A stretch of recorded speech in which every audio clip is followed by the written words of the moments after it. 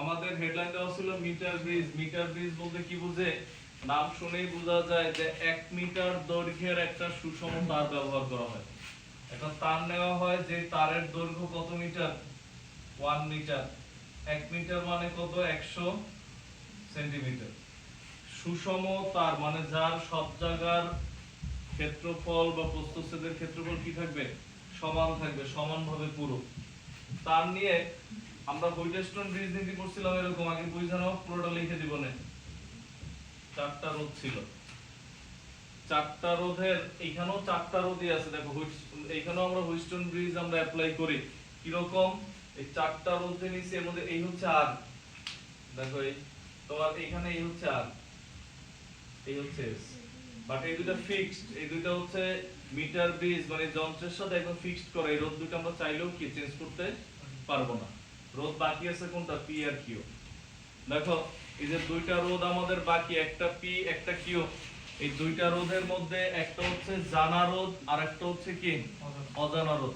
তো জানা রোধ কোনটা? মনে করো ধরো এই কিউর মান আমরা আগে থেকেই জানি, তাহলে আর এই দুইটা তো ফিক্সড করা যে তোমাদের জানাই আছে, তখন এই তিনটে ইউজ করে কি করি আমরা? অজানা রোধটা বের করি। আবার যদি এমন হয় মানে কি রকম, ধরো একটা রোধ নিয়ে আসছে, মনে করো আমরা মিটার ব্রিজ বের করলাম, একটা রোধ নিয়ে আসছি, এটার মান কত আমরা জানি না, ওইটারে আস্তে করে তারের সাথে যোগ করে, মানে রোধ বলতে রোধ তো আর আনা যায় না, একটা তার নিয়ে আসছি যে তারের রোধ কত, তারটারে এখানে যোগ করে ক্যালকুলেশন করে আমরা রোধ বের করতেছি। এমন হইতে পারে যে তুমি এইটা চেঞ্জ করো না, এইটা চেঞ্জ করছো, যে কোনো একটা চেঞ্জ করতে পারো। মানে হুইটস্টোন ব্রিজ নীতি ব্যবহার করে হচ্ছে যে যন্ত্রের মাধ্যমে অজানা রোধের আমরা কি করি? রোধ নির্ণয় করি। বাট ওই যন্ত্রের শর্তটা কি? দৈর্ঘ্যটা কত হবে? দৈর্ঘ্যটা হচ্ছে 1 মিটার বা 100 সেন্টিমিটার। এই তারটা শুরু হইছে যে এইখান থেকে বুঝো এই পর্যন্ত দৈর্ঘ্য হচ্ছে 100 সেন্টিমিটার। এখন আমরা হুইটস্টোন ব্রিজের যে সূত্রটা লিখছিলাম এটা পাইছিলাম কখন? ভারসাম্য অবস্থায়, মানে যখন গ্যালভানোমিটারে কাটা নড়বে না।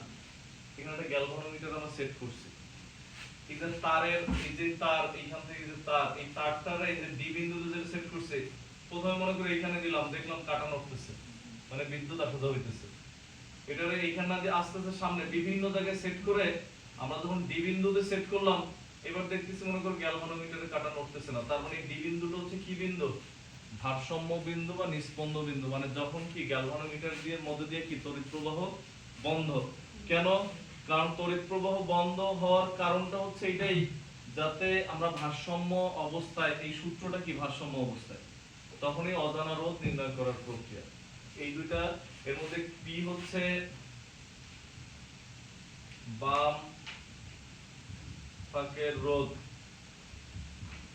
আর কিউ হচ্ছে ডান ফাঁকের রোধ।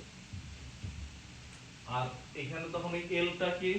এলটা হচ্ছে ভারসাম্য বিন্দুর দূরত্ব, মানে ভারসাম্য বিন্দুটা কত দূরে, এই 100 সেন্টিমিটার, 100 সেন্টিমিটার থেকে কত দূরে অবস্থিত, মানে বাম পাশ থেকে কত দূরে? বাম পাশ থেকে এল দূরত্বে। আর ডান পাশ থেকে কত দূরত্বে? 100 মাইনাস এল দূরত্বে ভারসাম্য বিন্দু অবস্থিত। বুঝছেন না কথাগুলো? তাহলে এগুলো আমরা লিখবো। আগে হচ্ছে কাকে বলে লেখো? যে যন্ত্রে বোর্ডে আসে না সাধারণত এই অংশটি সিকিউ,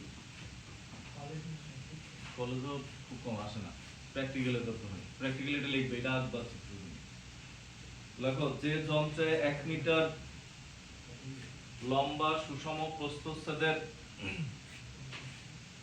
যে যন্ত্রে 1 মিটার লম্বা সুষম প্রস্থচ্ছেদের একটি তারকে কাজে লাগিয়ে, প্রস্থচ্ছেদের একটি তারকে কাজে লাগিয়ে হুইটস্টোন ব্রিজ নীতি ব্যবহার করে, হুইটস্টোন ব্রিজ নীতি ব্যবহার করে কোনো অজানা রোধ নির্ণয় করা হয়। হুইটস্টোন ব্রিজ নীতি ব্যবহার করে কোনো অজানা রোধ নির্ণয় করা হয়। কোনো অজানা রোধ নির্ণয় করা হয়, তাকে মিটার ব্রিজ বলে। কোনো অজানা রোধ নির্ণয় করা হয়, তাকে মিটার ব্রিজ বলে।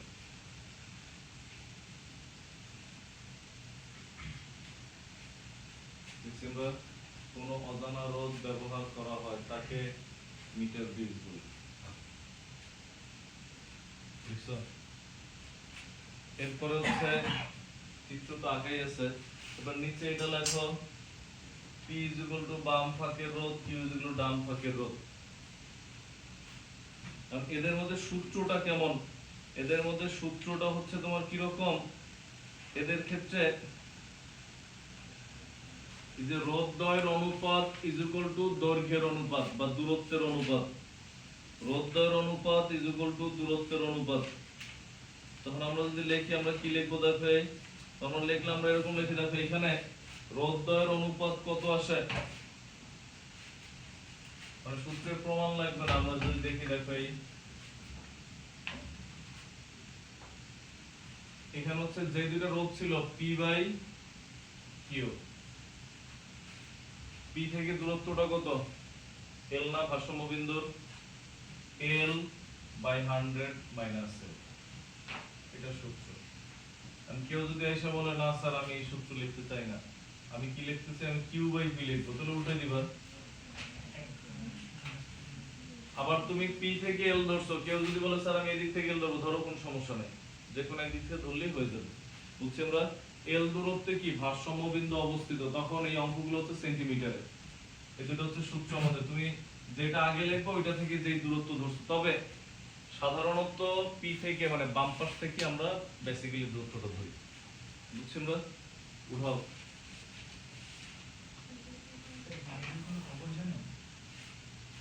যদি পরীক্ষা চলে মনে হয় কে মাহিন না মাহিন,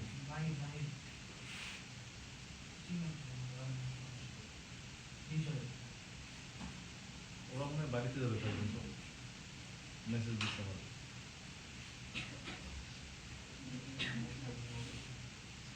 আর মাহিন মাহমুদ একদিন আসে, দুদিন আসে না, গতদিন আসে না, তার আগের দিন আসে। দেখো এরপর হচ্ছে এটার নিচে আমরা একটা অঙ্ক লিখি,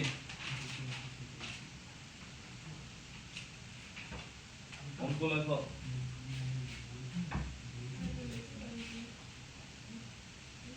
এগুলো খুব স্ট্রং অবজেক্টিভে আসে।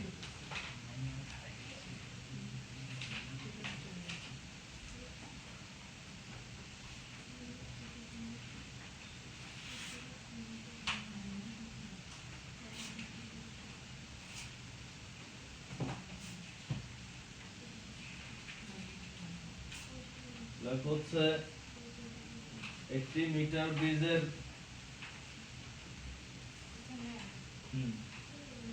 একটি মিটার ব্রিজের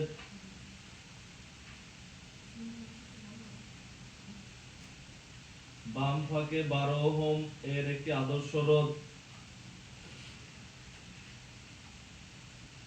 একটি মিটার ব্রিজের বাম ফাঁকে 12 ওহমের একটি আদর্শ রোধ এবং ডান ফাঁকে অজ্ঞাত রোধ যুক্ত করলে, ডান ফাঁকে অজ্ঞাত রোধ যুক্ত করলে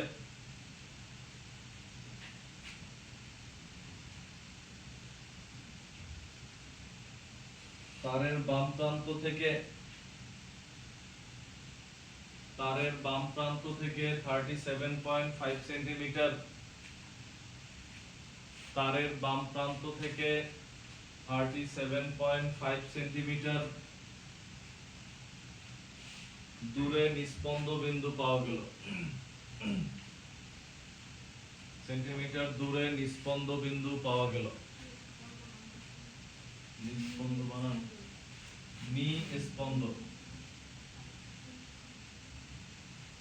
নিস্পন্দ বিন্দু পাওয়া গেল, মানে ভারসাম্য বিন্দু।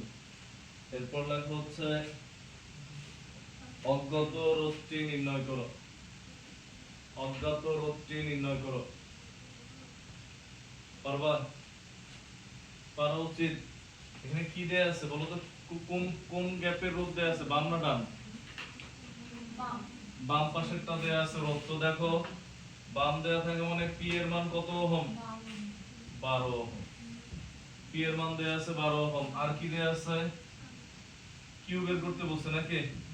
বাম পাশ থেকে কত দূরে? বাম পাশ থেকে দূরত্ব মানে কি L না? হ্যাঁ, বাম পাশ থেকে কত দূরে অবস্থিত বলো তো? 37.5 এত সেন্টিমিটার। আমরা জানি সূত্র বসালে তো অঙ্ক শেষ। L by 100 minus L বসাই দিয়া কিউ এর মান বের করবা। এগুলা অবজেক্টিভে আসে, আমি দেখি না সিকিউতে আসে। মানে এখন যা পড়াইতেছি সব হচ্ছে প্র্যাকটিক্যালের। প্র্যাকটিক্যালের জিনিস হচ্ছে অবজেক্টিভে আসে। লেখো তাড়াতাড়ি। প্র্যাকটিক্যাল করবো? না আমি আমি আসলে মানুষের মনে করে উল্টা উল্টা বলা চাই না, আসলে বলা চাই লেখো। এরপরে আমরা লিখি, দেখো পরের অঙ্ক লেখো। একটি মিটার ব্রিজের অ্যানসার তো আমি দেখো কত হচ্ছে 3108। যেটা জানা নাই অজানা অজ্ঞাত একই। অ্যানসার কত আসছে বললো 3000। আরেকবার হিসাব করো যাদের 3000 আসছে। 20.21 এটা তো কাছাকাছি আছে। 308 এটা তো হয় নাই। এগুলো তো সব সেন্টিমিটার অলরেডি দেয়া আছে। মানে এই যে খেয়াল করো এইখানে যে এল এর মান ওরা কত দিয়ে দিছে তোমার 37.5। এমনই থাকবে 37.5ই থাকবে। তুমি এখানে 100টা পাইছো কোথায়? 20। দেখো খেয়াল করো, হ্যাঁ আমি বুঝাই, আগে বুঝো। খেয়াল করো এইখান থেকে এই পর্যন্ত তারের দূরত্বটা কত? 1 মিটার। 1 মিটার মানে তো 100 সেন্টিমিটার, যে কারণে 100 মাইনাস এল লিখছো। কেন আমরা এটাতে নেই? কারণ তাহলে দশমিক আসে দেখতে খারাপ দেখে, এই কারণে আরো সহজ কথা হচ্ছে প্রচলিত ভাবে চলে আসছে। তখন ওয়ান হতে পারবা, তখন এই যে মিটারের প্রচলিত ভাবে চলে আসতেছে তো এই কারণে। হ্যাঁ একই আছে। তো দেখো যেটা আসবে কত আসছে? অ্যানসার আসছে 20। এই অঙ্ক তো অ্যানসার সাইড আছে মাশাআল্লাহ। দেখো এরপর লেখো, দেখো একটি মিটার ব্রিজের অ্যানসার 20 ওহম। আল্লাহ এরপর লেখো তাড়াতাড়ি পাশে ক্যালকুলেশন করো। এটা না মিলে কি আছে আমি এটাই বুঝতেছি না। q is equal to minus l by l এর মান বসাবো শেষ। মান তো 37.5 ওইটাই বুঝবে এর মান। হ্যাঁ কথা বলো না, কথা বলো। লেখো এর পরের অঙ্ক। এর পরের অঙ্ক লিখি হচ্ছে আমরা একটি মিটার ব্রিজের দুইটি শূন্য স্থানের একটিতে, একটি মিটার ব্রিজের দুইটি শূন্য স্থানের একটিতে 8 ওহম এবং অন্যটিতে, একটিতে 8 ওহম এবং অন্যটিতে 10 ওহম, একটিতে 8 ওহম এবং অন্যটিতে 10 ওহম লিখছো যুক্ত করা হলো। একটিতে 8 ওহম এবং অন্যটিতে 10 ওহম যুক্ত করা হলো। ভারসাম্য বিন্দু কোথায় অবস্থিত? এখন এখানে যে বলছে একটিতে 8 আর একটায় 10, পি কোনটা ধরবা কিউ কোনটা? প্রথমটা কিউ পরেরটা কি? প্রথমটা পি পরেরটা কি কিউ। করো তো, বসাই দিয়ে এল এর মান বের করবা। ভারসাম্য বিন্দু কোথায় অবস্থিত?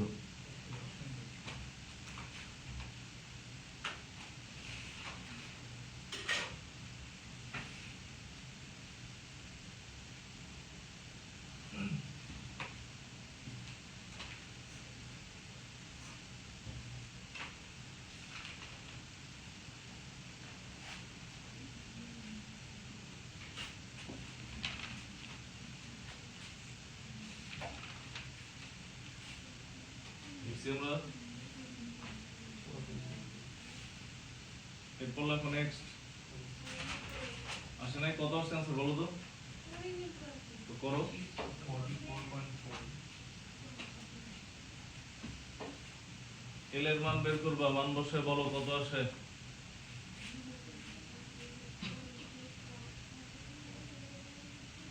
44.44। আরেকজন বলো, তিনজন তো চেক করি। 44.44 ঠিক আছে, L is equal to 44.44। এবার নিচে কি লিখবা? নিচে অবশ্যই বাংলা লেখা লাগবে। লেখো অতএব সেন্টিমিটার। এখানে সকল অ্যান্সার সেন্টিমিটার। এই যে 100টা কেন? 1 মিটার ছিল না, 100 সেন্টিমিটার, এর অ্যান্সার সেন্টিমিটার। এরপর লেখো অতএব ভারসাম্য বিন্দু, অতএব ভারসাম্য বিন্দু বাম প্রান্ত হতে, অতএব ভারসাম্য বিন্দু বাম প্রান্ত হতে 44.44 সেন্টিমিটার দূরে অবস্থিত। ভারসাম্য বিন্দু বাম প্রান্ত হতে 44.44 সেন্টিমিটার দূরে অবস্থিত।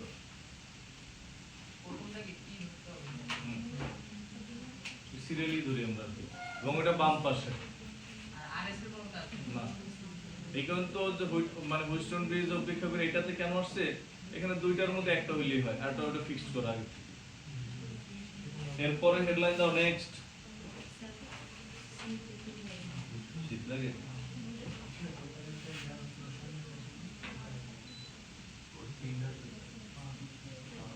এরপরে লেখো হচ্ছে নেক্সট লেখো পোস্ট অফিস বক্স। উপরে উঠাইতেছি না, উপরে উঠাইতেছি।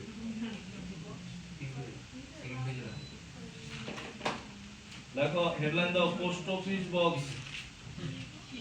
Post office box. তুমি তো বলবা যে মনে হ্যাঁ খেয়াল করো, পোস্ট অফিস বক্স চিঠি ফলানোর জন্য পোস্ট অফিসের সামনে যে বাক্স থাকে নাকি? দেখো পোস্ট অফিস বক্সটা কে লিখছো না, হেডলাইন দিছো, সংজ্ঞাই আসে। দেখো এই এই বাক্স তুমি অবশ্যই ইনশাআল্লাহ দেখবা প্র্যাকটিক্যাল যখন করবা। দেখবা হচ্ছে তুমি দেখবা যে কখনো মনে করো গ্রামে গেলে বেশি কোনো ডাক্তার কোনো ট্রিটমেন্ট করতে যাচ্ছে, হঠাৎ করে ফোন আসছে ডাক্তার সাহেব আপনার যাইতে বলছে, দেখবা হাতে একটা ডাক্তারি একটা ব্যাগ থাকে, ওটা নিয়েই যায়। কেন? ওটার মধ্যে সাধারণ ইকুইপমেন্ট গুলো থাকে, যেমন মনে করো প্রেসার মাপার মেশিন, তারপর হচ্ছে তোমার মনে করো ডায়াবেটিস, এরপর হচ্ছে মনে করো প্যারাসিটামল, হাবি জাবি, ব্যান্ডেজ ম্যান্ডেজ, এগুলো কেসি এগুলো থাকে, মানে প্রাথমিকভাবে যা দরকার হয় ওটা নিয়ে যায়। তো এখন এইখানে হ্যাঁ ফার্স্ট এড বক্স যেটা দেখো, তো এখন তো এইখানে হচ্ছে পোস্ট অফিস বক্সটাকে এই যে এখানে আমরা একটা তার নিয়ে আসলাম, যেটা রোধ কত হিসাব করতে বললাম। তো স্বাভাবিকভাবে তুমি হুইস্টন ব্রিজ যদি তুমি অ্যাপ্লাই করো, এটাও কিন্তু হুইস্টন ব্রিজের উপর ভিত্তি করেই। হুইস্টন ব্রিজ যদি অ্যাপ্লাই করো, পিছনে যে গুনগুন করতেছো দেখো, এই হুইস্টন ব্রিজ যদি আমরা অ্যাপ্লাই করে মনে করো হচ্ছে এটারে এই তারটারে মনে করো চতুর্থ বাহুতে যোগ করলাম, বাকি তিনটা রোধ আমাদের জানা থাকা লাগবে না? এই বাকি তিনটা রোধ কই ছিল, কোন জায়গায় রাখছিলাম? এটা বাক্সের মধ্যে রাখছি, ওই ডাক্তারি বাক্স যেটা নিয়ে আমরা এক জায়গা থেকে আরেক জায়গায় যাই। তো এইখানে ল্যাবের মধ্যে এরকম কিছু জানা মানের রোধ, কার রোধ কত, ওই তারের গায়ে এরকম লেখা আছে, চিহ্নিত করা থাকে। মানে এটা আমরা আগে থেকেই পরিমাপ করে রেখে দিছি যে এটা 10 ওহম, এটা 5 ওহম। যখন আমরা ম্যাথ করার সময় 9 10এও ইকুইভ্যালেন্ট এটা বর্তনী লিখছো 10 ওহম, 10 ওহম তোমরা বলে দিছে কি কই পেয়েছো? এটা ওই ল্যাবে পরীক্ষিত রোধ, বুঝছেন না? তো এই রোধগুলাকে একটা বাক্সের মধ্যে আমরা রাখি, যেই রোধগুলা পোস্ট অফিস বক্সের তিনটা জানা রোধ হিসেবে ধরে, আর আরেকটা নতুন অজানা রোধ, এদেরকে ব্যবহারের মাধ্যমে হুইস্টন ব্রিজ তৈরি করে আমরা কি করে অজানা রোধটা বের করি। তখন ওই রোধের ওই বাক্সটাকে কি বলা হয়? পোস্ট অফিস বক্স, বুঝছেন না? তো লেখো দেখো যে রোধ বাক্সের রোধগুলোকে, যে রোধ বাক্সের রোধগুলোকে হুইস্টন ব্রিজের, যে রোধ বাক্সের রোধগুলোকে হুইস্টন ব্রিজের তিনটি বাহু হিসেবে বিবেচনা করে, হুইস্টন ব্রিজের তিনটি বাহু হিসেবে বিবেচনা করে এর সাহায্যে বিবেচনা করে এর সাহায্যে হুইস্টন ব্রিজের নীতি ব্যবহার করে এর সাহায্যে হুইস্টন ব্রিজের নীতি ব্যবহার করে কোনো অজানা রোধ নির্ণয় করা যায় তাকে পোস্ট অফিস বক্স বলে। হুইস্টন ব্রিজ নীতি ব্যবহার করে কোনো অজানা রোধ নির্ণয় করা যায় তাকে পোস্ট অফিস বক্স বলে।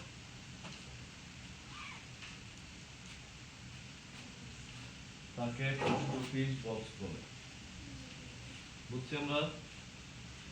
দেখো যে এই প্র্যাকটিক্যালের সময় স্যারের একটা বাক্স বের করবে, নিশ্চয়ই বাক্সের মধ্যে দেখবা দেখো কথা না দেখাই না মানে এমনি দেখছি দেখো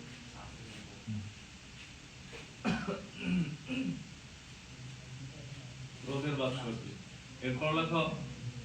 এরপর লেখো হচ্ছে নেক্সট বিভব,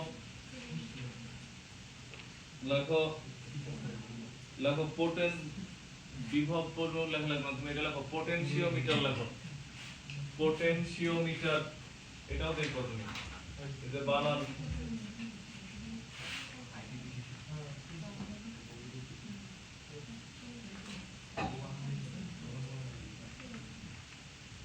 লেখা হচ্ছে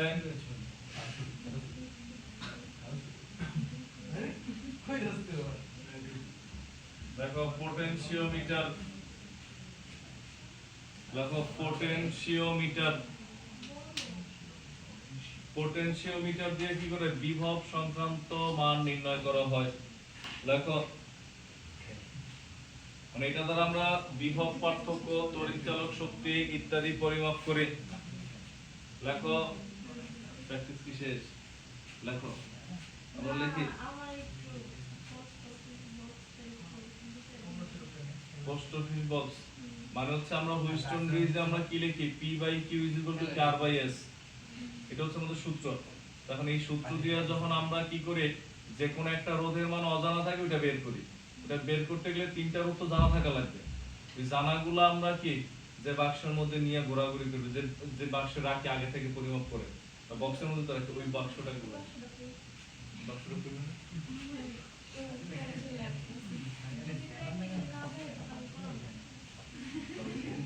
প্র্যাকটিক্যালি দেখানো হচ্ছে। তো এরপর আমরা লিখি দেখো নেক্সট আমরা হচ্ছে ওই যে ইয়া আছে যে তোমার যে অধ্যায় 5 প্র্যাকটিক্যালি করবে, হ্যাঁ ওই যে ওখানে খাওয়ান দাওয়ান আছে ওটা আমি বলবো তোমরা নিয়ে আসবে।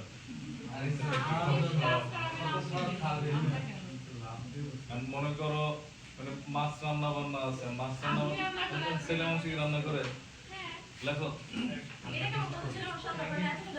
তোমরা তো আমার দলে ওরা আনবে না আমরা টেস্ট করব হ্যাঁ আমরা টেস্ট দেখো বিশেষ করে হলে তোমরা একসাথে ও টেস্টটা তোমার যে আমারে কারেন্ট সেট করবে দেখো টেস্টটা দেখো একটু এদিন কি বলছিল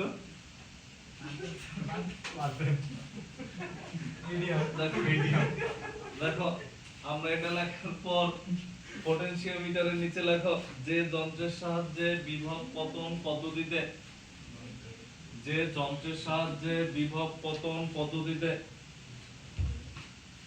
বিভব পতন মানে ধীরে ধীরে বিভবের পরিমাণ কি হয় হ্রাস পায়। বিভব পতন পদ্ধতিতে বিভব পার্থক্য ও তড়িৎচালক শক্তি পরিমাপ করা হয়। বিভব পার্থক্য ও তড়িৎচালক শক্তি পরিমাপ করা হয়। বিভব পার্থক্য ও তড়িৎচালক শক্তি পরিমাপ করা হয় তাকে পোটেনশিওমিটার বলে। তাকে পোটেনশিওমিটার বলে।